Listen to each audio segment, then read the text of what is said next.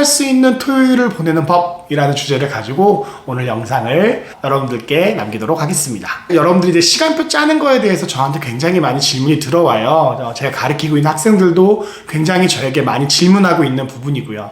그러면서 선생님 시간표를 이렇게 짰는데 잘 짰는지 한 번만 봐주세요 라고 이야기하고, 제가 그 시간표를 볼 때마다 제가 꼭 조언하는 게 있는데 그것이 바로 토요일입니다. 또 하나 조언하는 게 있는데 그게 뭐냐면, 되도록이면 쉬는 날을 좀 만들어라. 한 오후쯤이라도 아니면 저녁 때쯤이라도 편하게 그냥 앉아서 공부 생각하지 말고 머리를 식힐 수 있는 시간을 좀 만들어라 라고 제가 부탁을 하거든요. 그 다음에 저는 토요일을 굉장히 중요하게 여깁니다. 토요일날 꼭 해야 되는 공부가 있다라고 생각하기 때문에 저는 토요일이 굉장히 중요한 요일이라고 생각합니다.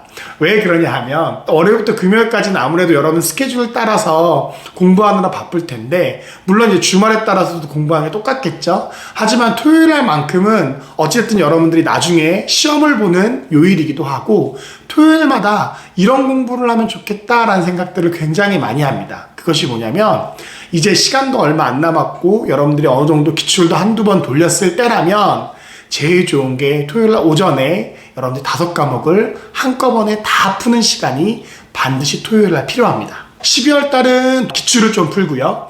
1월 달부터는 이제 동영을 뽑아서 풀면 되겠죠. 그런 식으로 해서 토요일날 오전만큼은, 합격을 원하신다면 토요일날 오전만큼은 이 5과목을 100분 안에 푸는 연습을 반드시 해야 합니다. 많은 공시생분들께서 이 5과목 푸는 것에 대해서 굉장히 많이 두려워하세요. 왜냐면 일단 모의고사를 보고 나면 기분이 잡쳐요. 물론 시험을 잘 보면 기분이 좋겠지만 잘 못 볼 때가 더 많잖아요. 우리 솔직히 얘기해보면. 그렇기 때문에 의기소침해지고, 나는 공부한다고 했는데 이게 맞는 걸까? 라는 고민도 여러분들 마음속에 들 수도 있기 때문에 이 5과목 시험 보는 것 자체가 굉장히 큰 곤욕이에요. 실질적으로 이 100분 안에 이거를 푸는 게 굉장히 큰 스트레스입니다. 일주일에 한 번이라고 쳐도 이거 하나 때문에 은근 금요일날 전날에 잠도 안 오고 막 스트레스를 받게 됩니다.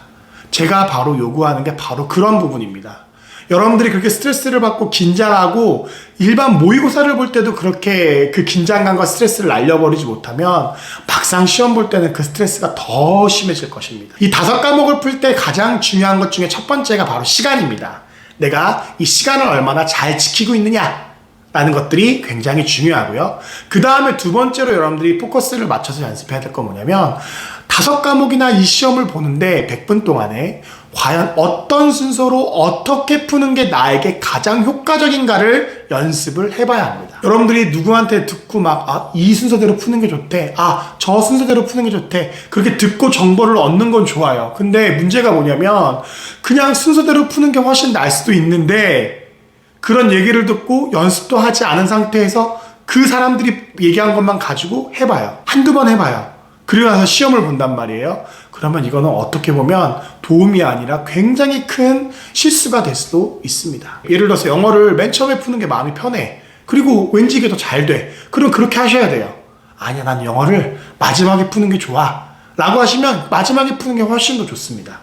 그런 식으로 여러분들이 충분히 여러분들과 잘 맞는 그런 순서를 정해놔야 여러분들이 시험 때 가서도 당황하지 않고 그 순서대로 원래 하던 루틴대로 했을 때 여러분들의 실력이 가장 잘 나올 수 있다는 사실을 꼭 기억해 주셨으면 좋겠습니다. 선생님이 추천해 주시는 건 없나요? 여러분들이 굳이 저에게 저만의 의견을 요구하신다면 저는 개인적으로 암기 과목을 먼저 푸시고 그 다음에 국어, 영어, 국어의 순서로 푸는 거를 굉장히 좀 권해드립니다. 하지만 개인의 취향이 이거랑 맞지 않는다면 과감히 버리셔도 됩니다. 왜냐면 이거는 정답이 없습니다. 문제 푸는 그 패턴에 잘 맞는, 또 연습했던 그거대로만 한다면 큰 실패 없이 이 부분은 여러분들이 넘어가실 수가 있으실 것입니다. 토요일 또 일요일 많이 바빠지실 때이기도 하지만 그 토요일날 성공적으로 보내고 싶으신 분이 계시다면 오늘 제가 드린 조언들을 꼭 지켜봐서 이제 12월달 또 1월달 토요일,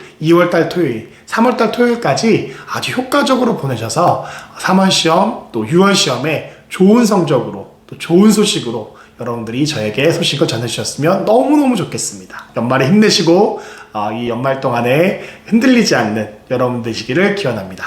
감사합니다.